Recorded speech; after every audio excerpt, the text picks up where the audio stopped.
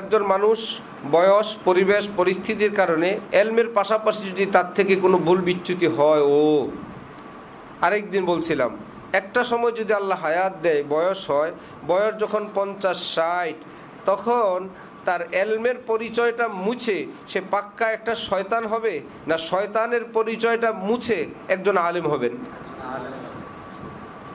ভুল বিচ্যুতিগুলি 60 আর 65, 70 গিয়ে আর থাকবে না। সে ফুটবল খেলতে যাবে 70 বছরে, ফেসবুক নিয়ে ব্যস্ত থাকবে, আর কিছু থাকবে না। তাহলে ছুটবে কোনটা? ভুলটা। থাকবে কোনটা? এলেমটা।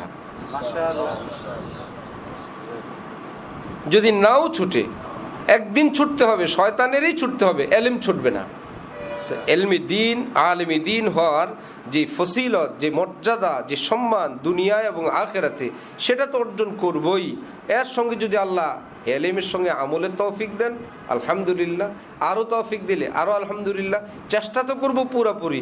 ভুল হয়ে গেলে কি এলেম ছেড়ে দিব? এখানে কাজ দুইটা, এলেম এবং আমল। তাহলে দুইটার একটা হচ্ছে, এই জন্য কি আরেকটা ছেড়ে দেব? না, আমি একটা তো আছেই, অপরটা নিয়ে আমি ব্যস্ত থাকবো যতটুকুন পারি। একটা তো হইতেছে, এবার দ্বিতীয়টা হয়ে গেলে দোনোটাই হয়ে গেল। একটা হয় না বলে যদি এটাও ছেড়ে দেই। তাজমহল বানাইছিল কার নামে? বাদশাহ আলমগীর, বাদশাহ শাহজাহান,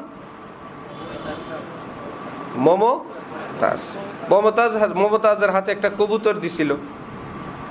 কবুতর কোনোভাবে হাত থেকে ছুটে গেছে। হ্যাঁ, কবুতরটা কোথায়? চলে গেছে।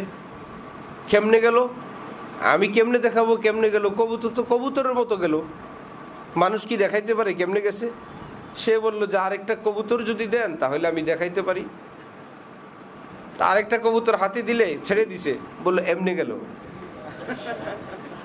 দ্বিতীয়টা যখন ছাড়ছে, যেভাবে যাইতেছিল, তখন বাদশাকে বলছি এই ঠিক এইভাবে গেছে আগেরটা।